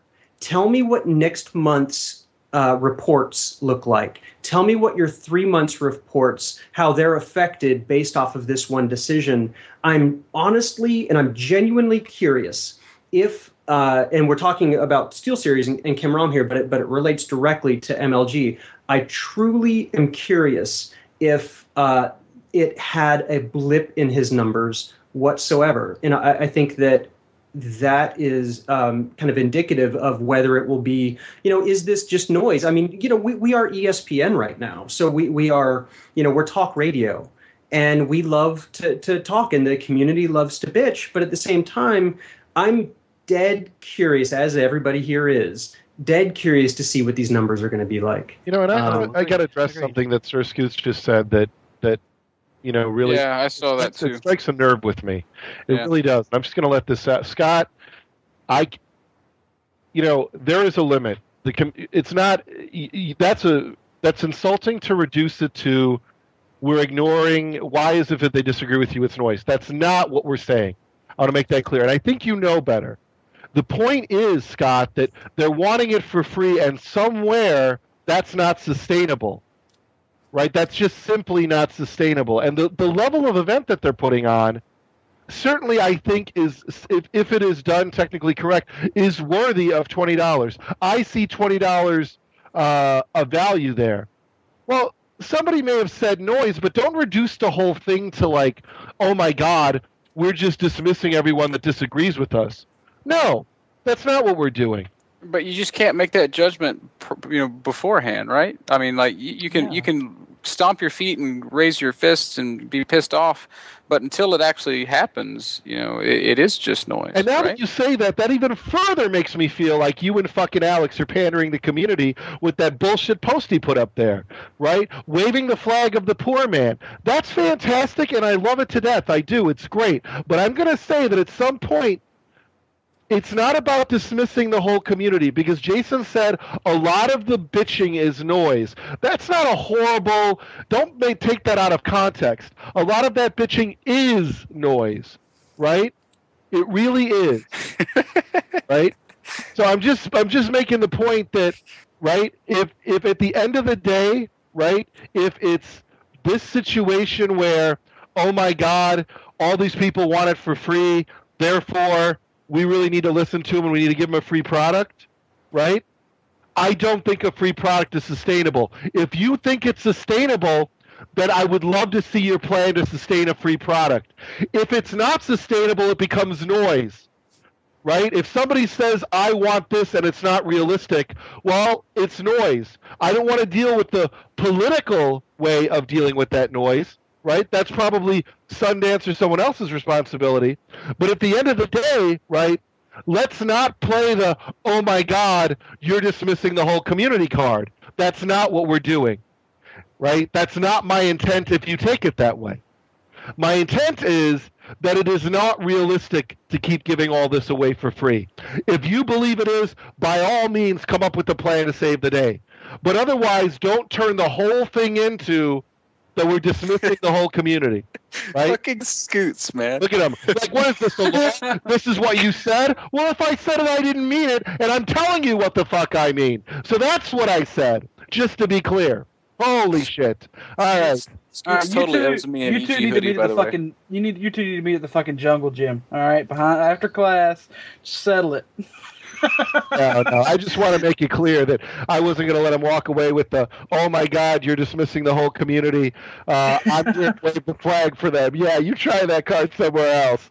But anyway, so, I mean, I think at the end of the day, the one really great thing about this conversation is I think it does show where a lot of people sit, right? I clearly am on the side of people being rewarded for the hard work they do. I think a lot of people have invested, done a lot in Major League Gaming. I applaud Sundance for what he's doing. I think $20 is a great price. I hope he has the courage to stick through it. I think that he should do it for the rest of the year. I think he should stick to his guns. I think he should let data start to come in. If he is bringing top players to come out, and after a year he finds out that, fans just absolutely refuse to pay, that's something he can take back to his investors and say, look, this is the reality of what's happening on the ground. Yeah, but I mean, we don't know what kind of shape they're in. We don't know if they can do that for a year. You're right. There is something interesting that could happen, I mean, with the higher price point.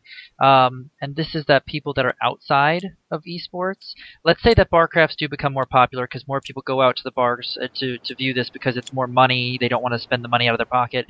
And more casuals that have never seen this before get to see this, and they inherently feel that there's more value because there's a higher price point.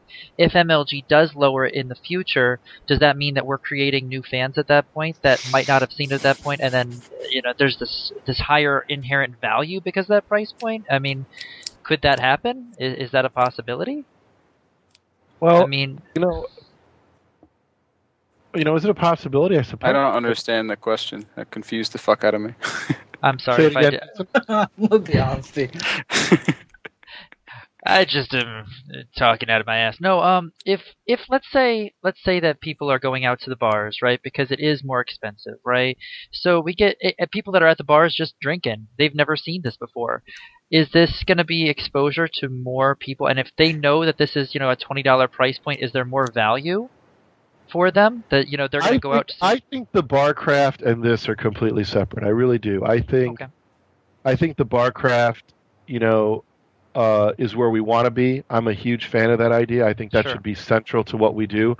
We should be driving the community and the industry to really getting behind barcrafts. Yes, we should. Probably the best way to get from where we are to the greater exposure. That's probably one of the most critical things. And I say this because you socialize naturally in social environments, and a bar is a pretty social environment.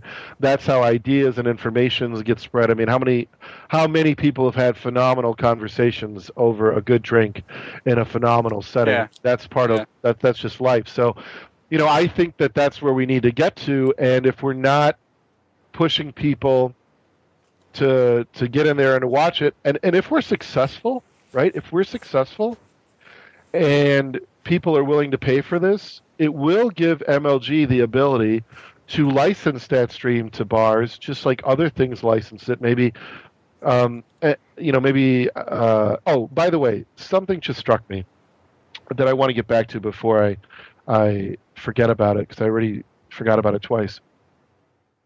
A lot of people disagree with this, but the idea of Twitch TV bundling together different leagues and different events and being sort of a channel, a conduit, almost like a cable, that could go out to bars and streams, there might be some room down for that model as well. I mean, we don't know where all of this is going to end up. I mean, if you were to fast forward, and I'm going way into the future right now, it would be nice that, because I don't know how long we're going to actually get cable to our television. I mean, cable, the internet may eventually be how we actually connect. Fiber optics being, one and the same. But that, Twitch TV grows a large audience, and then all of a sudden Comcast or someone buys it, it's bundled in with all the rest of our entertainment. Right? Just like you have the Food Network, you have a couple additional channels from Twitch TV or whatever it's called that provide some of these big tournaments. I mean, we can see there are pathways down the road that we could get to if we really thought about, where it could go. And I think right now there's still a lot of that immediate tension that, it's going to be really interesting after this is over what we're going to say about it. I think that's probably something I really look forward to, is having the conversation, after the weekend of this event. And hopefully MLG gives us the numbers. We'll all be looking to see what the stream numbers are and stuff like that, I really wonder if StarCraft is the game that's going to get us there, is my question. It's an interesting thought. What other game could it be? I mean, if you just look at stream numbers alone, I mean, ESL had the biggest numbers ever in Kiev from their League of Legends stream. It was like 247,000 concurrent And don't forget about what was the huge tournament that happened for LOL too that didn't even have the stream embed, and still got huge numbers that just happened. I forgot what it was, but yeah, I know. I think Live on 3 talked about that for a little while last week. It was recently. It was some European tournament, I think. Yeah, I mean, it still got huge Clash, numbers even without having the embedded stream that people seem to be about. I almost feel like I'm forsaking my community, bringing up League of Legends. But I mean, it's huge, and it's huge because their business model was fucking smart. But and the game's pretty good. Yeah, that helps. Yeah, but the question comes how. It really makes me wonder why specifically, and I'm just curious. Like I'm not saying there's that MLG deliberately left it out. That would be stupid. But I'm just curious as to why LOL isn't at the Winter Arena event or Winter event period, as far as we know. I'm just very curious. Like I said, I think that if they could, they would have brought it in. I think it would only be smart. But I wonder what the holdup is there. Why MLG or Riot, for that matter, would not want those numbers is kind of confusing to me. But you'll see changes coming in the next year. It's growing. Well, not to mention. All right. Well, I think on that note, we are long into this, and we should start wrapping it up, Jason. That's true. That's true. I was going to say, I mean, this is just one final thing, but with the MOBA genre, hey, there is one other thing that is, if Blizzard is still big, with MLG next year, which I'm assuming they will be with StarCraft, and Blizzard Dota, there's always a possibility, Man, I have so many things that I can't tell you guys about Blizzard Dota that I've managed to learn. The name drops. Oh. Oh, I'm so glad I brought that up now. Blizzard Dota is going to be really cool. It's going to be really cool. So, hey, there's a possibility. I like how none of us mentioned Dota 2, by the way. Who cares? No. Dota 2 is also huge. Yeah, it will be. It will be. It's really been a great discussion, I have to admit, guys. Thank you so much for taking some time out of your early morning for some of you, or night for some of you as well. But both Jason and Ben here. Jason, I know you had said you wanted to make an announcement at some point. Did you want to take it away now with that, or? Sure. So before I make my release announcement, I'll make one other announcement. We just, because we've been talking about barcrafts all night, we just posted on our blog, blog.iHearteSports.com. We're looking for a international barcraft community manager. Next month, we are striking out with a reasonably large, financially speaking, it's quite large, a barcraft initiative where we have developed specific products for the barcraft community, and we're looking for a community manager to head up that project. So if you're interested, please go to the blog, check that out, and then there's a way to apply in that blog post, so please do. So my team announcement. So we just released Rain last week, which was awesome. This is our first Korean team, and so I'm very pleased to announce that our very first Korean team is going to be Startail, and that is going to come out in the next couple of days. That will be a total of 12 different stickers. We'll release it in 2 different sets, so a set of 6 and a set of 6. The releases will be about 2 weeks apart, and we are in talks with a weekly show that highlights Korean players to maybe do some really exciting, some really interesting things with the Korean teams that we have coming on board, and we're really looking to do some interesting show matches and all kinds of things around the release of each team and each sticker that we're putting out. So the big announcement is Startail is going to be our very first Korean team, and I'm just super excited to be introducing the Korean players into the community, or to the collectible sticker world. So it's kind of awesome. Those guys are incredibly easy to work with. I think you made a great decision. Yeah, that team is really amazing to work with. I've heard nothing but amazing things out of them. And they tend to have a really great relationship with the foreign scene too. Yeah. As a quick just follow-up question about that, just so I'm clear, that's just StarTale. That's not talking about the StarTale Quantic players as well that are over there, right? No comment. Yeah, I mean, obviously, we're talking to we're talking to almost every major team. We have open dialogue with most every major team. Jason, we should have a little chat whenever we get done with this, or sometime this week, just about some of the things. Look at this! Look at this! Wow, it's the second business proposition he's gotten since the show. Relationship like a boss. I'm saying, right? Networking like a boss. Yeah. While we're at it, let's talk too. Wink. There we go. Okay, no. That's awesome. Really cool announcement. Ben, since we're actually going to start wrapping things up, before we do, was there any shout-outs that you wanted to give? Anybody that you wanted to say hey to? Things of that nature? Mike's yours. Oh, no, I want to thank you guys. I really love community projects like this. Jerry, I really admire your outspokenness, and I tune in often to hear you berate people for being retarded. So thank you for doing what you do, man. Well, I really appreciate what you do, sir. I think the players are lucky to have someone who is as humble and as supportive as you are of what they do. So I will always keep in mind when I'm about to compliment a caster some of the things you said tonight, and I think you're a wealth of good knowledge, and I hope in the future we can have you back on the show because I'm talking with you. I do. Yeah, I appreciate it, man. No, seriously, keep doing what you do, guys. Y'all are fucking awesome, and this is how you grow esports. Thank you. That means a lot. And one last thing as well.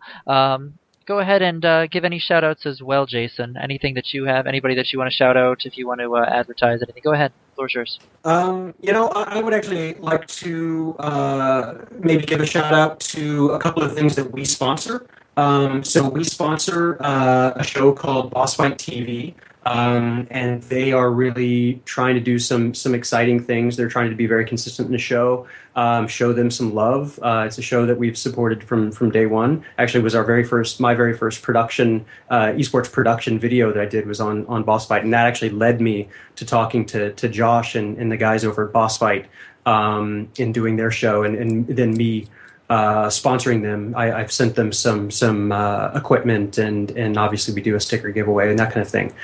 So I'd like to shout out to them. I'd like to shout out to Ryan Kent, our designer. He's awesome, and really we get a lot of compliments on our stickers, and really the compliments are his. I guess if you're curious, I'd love for you guys to tune into my production blog, or to my production videos that are on YouTube. YouTube, Jason Tugman. Next week, actually, so, Bitter, we're actually having Carmack on, which is going to be our very first interview. What? And you didn't know that? Oh, yeah. Wait, never interview Carmack, man. You're setting yourself up for a terrible experience. Never, ever. What's happening? And please realize that he's not Damaga first. Oh, so, I'm not going to give any spoilers, but I give as good as I take. So, yeah. I advise getting really drunk before talking. Don't say that in the presence of Jerry or Carmack. So we're doing an interview with Carmack this Sunday. It'll air this Sunday. I don't know when we're actually going to record it, but that should be really fun. Carmack's awesome. Yeah, and Jason's show is awesome. I've watched every one of your episodes, and I really appreciate that. That's another thing that I really, really admire, your production value show.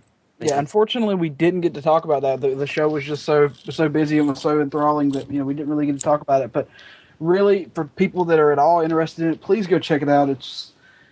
It's one of those things about unique content that I was just talking about. I mean, it's not something that would be great for MLG by any means, but that's very unique content. Never did I expect to see that in esports. Somebody making a professional production value show on YouTube. I just didn't see that. So so it's all thanks to In Control. He made that post on Team Liquid, and I said, okay, what talents do I have? Oh, wait, I'm pretty good at production. And that was the only thing I could think to offer the community. And that's what started that blog. So really, In Control is the reason very literally the reason I started doing that blog. In Control is the reason for everything. They didn't tell you? He is, man. He's the reason I got started. So that's a true story, too. We need as many people playing in this space as possible. I think we want to see the best things rise to the surface. And I really mean this when I say this, that, you know, and something to go back about production value.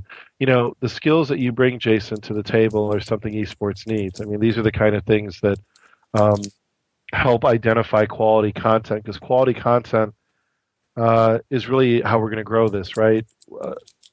My rants are not for everyone. My swearing, the sort of bombastic nature that I have is not for everyone. But there's a fan base for that. Just like there's a fan base for Live on 3 and a fan base for the things you do. And we need to start to pull those things in. Just like any sport has so many different people covering it and covering it in different styles and ways. And we need all of that. You know, and we need to serve all the various aspects of the community, hopefully the way we do. And it has really been a great show to have you both on. I mean, I could have drinks with you guys and sit around and talk esports all night. It's just a phenomenal having you guys around, and I really appreciate you guys coming on the show. So I'm gonna give it back to Jason to give you guys a chance for your final shout outs. And Jason, I'm gonna talk to you about stickers awesome. the next day for sure. So just to let you know. All right, Jason, take it away. I got I'm sorry, I'm distracted by the fact that there is a cowboy hat on MrBitter. Look at that. He's gonna throw up your boss afro too. I can do that. I can throw the afro on. Boom! Oh yeah. Slam dunk, baby. Just right there's a future esports. That says esports right there. I wish we could put esports across the headband. That'd be perfect. Oh, there we awesome. go. That's it. Thank you guys so much for coming on. Were there any other shout-outs you wanted to give before we... Awesome, guys. Hey, it's a pleasure. We got to get both of you back on again in the future. And I'm looking forward to opinions after we do see the arena. Be happy to. Yeah, so thank you again so much, guys. Have a wonderful night, and we will talk to you soon. Awesome. Good night. See you. Take Bye, care, guys. Thanks again. Night, guys. Yeah, I had Wow. I gotta be honest, amazing guests, great people. I even love the fact that Scott came in and does what Scott does. I mean, I do, you know. Ruin esports. I know, right? Well, I mean, I think we will never all agree on everything, and you know, I may say things that upset people, but I'm always being honest, you know, and I think I don't know. I'm just really excited to see what happens with the MLG event. I'm really excited to see what people do, and I really hope that it's successful and that it really opens up all new doors. And I hope everybody's on the same page with that. And to be honest, whether it's $20 or $10, to me the debate's a bit inane, but you know, the community has to have it. And they have to have it in their own space, and you know, hopefully the quality of the production will be so high that this debate will be a distant memory. That's at least what I'm hoping for. So I agree. You know, that's why we're going to do virtual barcraft type stuff and try to do things to help support you know, what MLG is doing. So we've got to continue doing things like barcrafts and getting events where we draw more people in, because if we can get more people that will pay and make this into a success, I mean, this isn't just an MLG thing that they have to make it a success. I really feel like everyone has to get in on this together. I really do, because I mean, I really want to see esports continue to grow. I don't know. I mean, there are a lot of people that are outspoken saying no, MLG, this is all them. But I really feel like this is something we all should band together for and support them and see where it goes from there. We can crunch the numbers afterwards and we can adjust the course as is. But I'm excited. I'm looking forward to it, and we'll see where the future lies. I say we wrap this up because we've gone about our 2 hours for the night. And as always, I'd like to give shout-outs to our sponsors, SteelSeries Gamer Grub, Control Freak, and MusicSkins.com. Another big shout-out to the band Power Glove. They support us by giving their music to us to use every single week on the show. Thank you so much to them. Thank you to everyone that tunes in weekly, listens to us, gives us their feedback. We need more feedback than ever.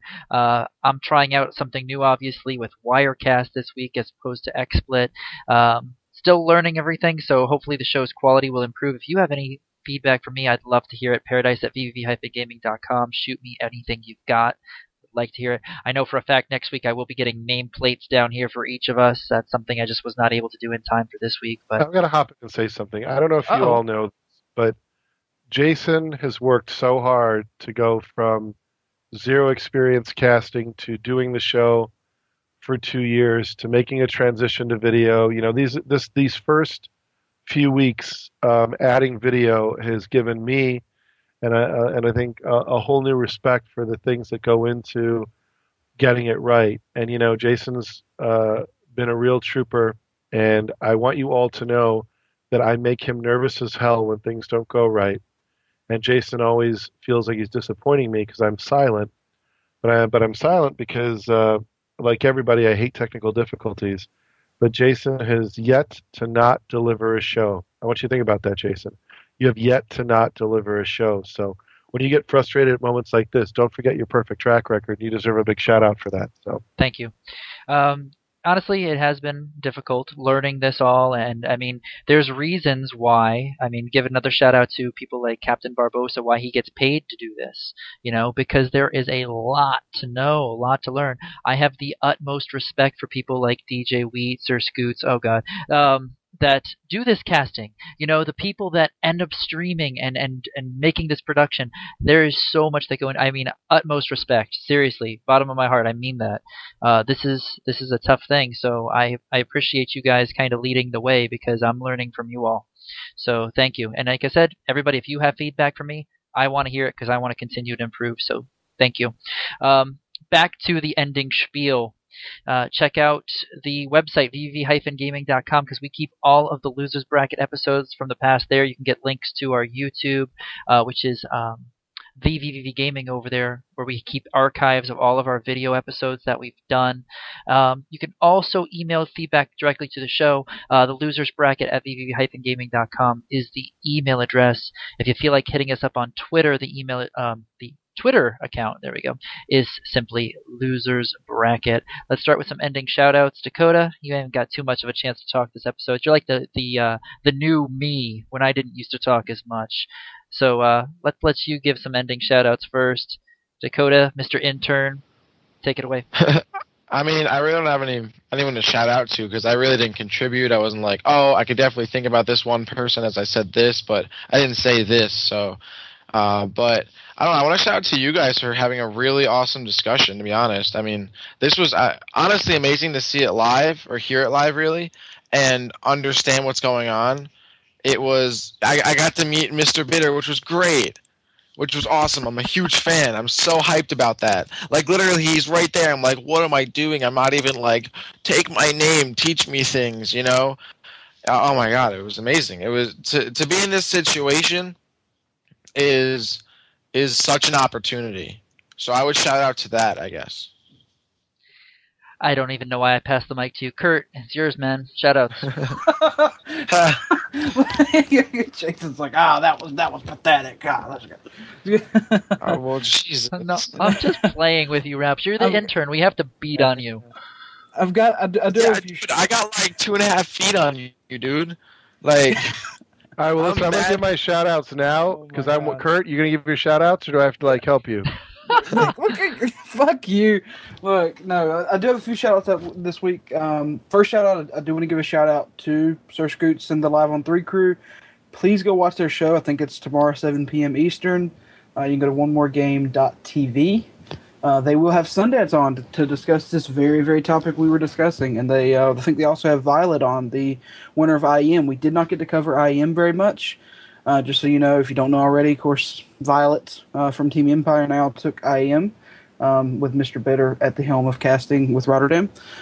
Last little thing there about news. CSGO, for those, I have to mention this, we have to mention it. CSGO actually released its new update tonight. For those that are in the beta, or if you haven't been in the beta, please check and see if you're in the beta now, because they added a lot of new people. Please update, and you'll see a lot of changes. 85 total changes to the game, actually listed on the change logs. That's insane. 3 more maps, 5 new guns, all kinds of good stuff. My last shout out, I do want to give a shout out to In Control from EG. Believe it or not, we brought that up about just how influential he is. And I got to tell you, man, like originally I wasn't the biggest fan. I'm sorry, I just wasn't. But I love the guy now, man. He some of the stuff he does with the community that he does not have to do at all. You know, whether it be commenting on the Wednesday night StarCraft things, talking about how much he loves these, and whether it be commenting on the ECA results and talking and thanking our player Suppy, who puts out all the ECA post game reports on Team Liquid, you know, for no apparent reason. You know, these are all amazing stuff that he does, and no one else really does it. So appreciate him for it. So off to you, Jerry. Big shout out to our guests. I had a phenomenal time. I think I can't say enough about how much fun that was. Shout out to Scott. You're a big panda, Scott. You know that. A big old panda. And I think that a lot of good credit goes to all of you. I appreciate what you do every week. And I also want to give a shout out to the VV staff. They've been fantastic as of late, doing so many things as we get ready to do so many more cool things. So thank you to the staff. So those are my shout outs for this week. Thank you to everybody who listens. And I look forward to also hearing Sundance tomorrow on Live on 3 with SirScoots / DJ Weed. I think it's going to be an excellent show, and I encourage everyone to take a look. All right, that's good, Jason. Most definitely. I'll be listening tomorrow night to Live on 3. I definitely encourage everybody to listen to it because they never put on a bad show. They're good. They're good. Oh God, I'm pandering. Look at me. You are pandering because there was that one time when SirScoots hijacked the show to talk about what his Counter-Strike team was doing. That panda. I do love him though. All right, let's end it. Yeah, most definitely. Thank you so much for tuning in this week, guys. We'll see you back here next week, and have a good one. Enjoy the show tomorrow night live on 3. Make sure to tune in and take care. See you soon. Bye-bye.